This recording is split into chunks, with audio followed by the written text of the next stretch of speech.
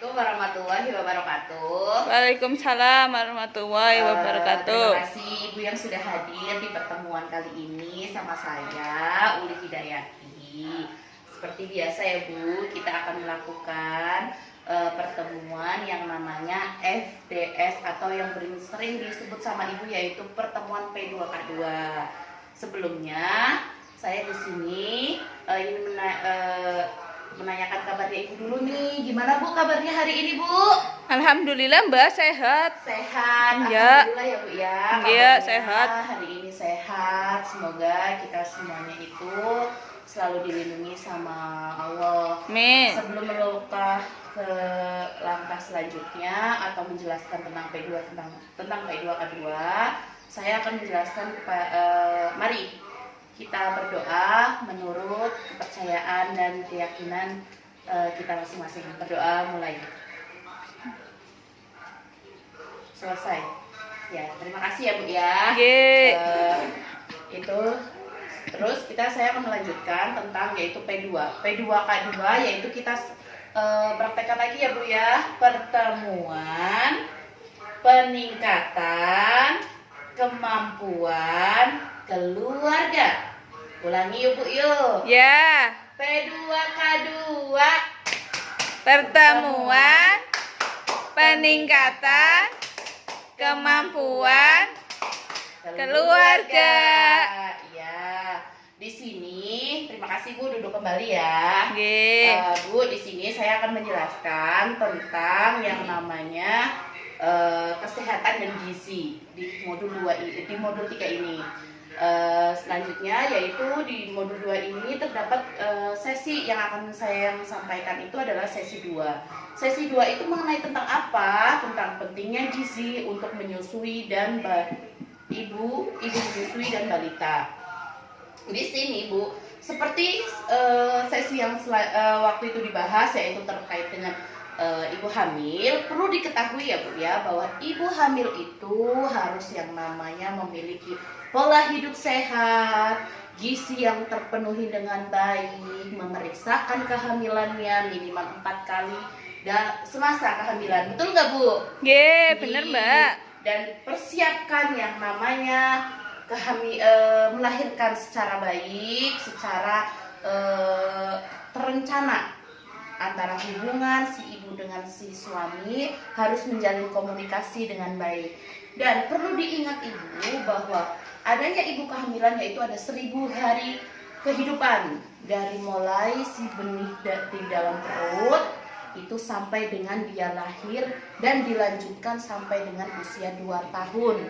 Itu ibu harus memberikan gizi yang baik kepada diri sendiri maupun si bayi ketika dia itu lahir.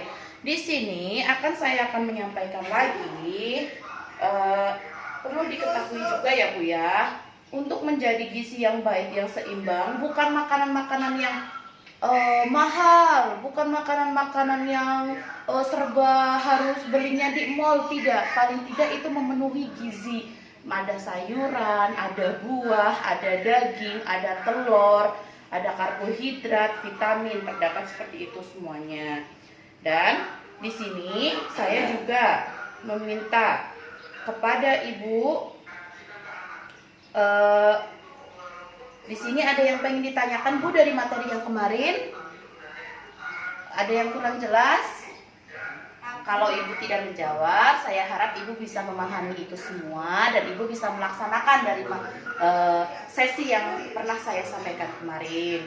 Terus saya di sini juga akan menyampaikan Bu, di sini ada nih Bu gambar yang namanya di sini tuh Bu, bisa dilihat ya Bu ya. Di sini gambarnya yaitu ada ASI saja sampai dengan usia 6 bulan. Terus diberikan ASI sampai bayi 2 tahun. Terus susui bayi sesering mungkin semau bayi. Terus perah ASI agar biasa disimpan kepada bayi jika ibu berpergian. Ya Bu, di sini saya akan menjelaskan sedikit poin-poinnya saja, yaitu ASI saja sampai dengan usia 6 bulan, yaitu bayi ketika baru lahir segera disusui dan diberikan selama 6 bulan saja ASI itu, khusus tidak boleh ditambahkan makanan pendamping. Terus diberikan ASI dilanjutkan sampai dengan usia 2 tahun. Jadi ketika 6 bulan itu si bayi khusus untuk ASI, dan setelah 6 bulan itu lanjut dengan makanan pendamping ya Bu ya. Susui bayi sesering mungkin, semau bayi. Jadi ketika bayi udah mau tenang nih, udah 2 jam, kok bayi nggak bangun-bangun, 3 jam kok nggak bangun-bangun, ayo coba kita susui. Jangan sampai kita sebagai orang tua, oh bayi tidur 4 jam kayak gitu, nggak dibangunin terus nggak ditetein kayak gitu. Sesering mungkin lakukan paling tidak 2 jam sekali ketika bayi baru lahir itu. Dan di sini ketika ibu perah ASI agar disimpan dan diberikan kepada bayi jika ibu berpergian. Ingat Bu, dari ASI yang diperah itu ada masa namanya itu masa kadaluarsanya. Jadi ibu perlu berhati-hati ketika memberikan perahan ASI dan akan memberikan pada bayi, itu harus benar-benar botolnya higienis, plastiknya higienis, terus juga di situ ibu juga harus jam berapa nih ASI diperah, pukul berapa nih gitu, terus tanggalnya berapa, harinya hari apa, itu yang perlu ibu catat di plastik penyimpan ASI, biasanya ada itu ya Bu ya. Itu aja yang perlu saya sampaikan.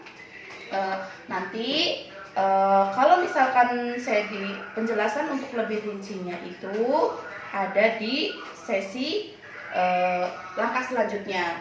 Tapi di sini saya akan memberikan sedikit kepada ibu, yaitu membahas pentingnya gizi bagi ibu menyusui dan anak, pelayanan kesehatan yang dapat diterima sebagai menyusui, pentingnya ASI, pemberian ASI, serta pelayanan di posyandu.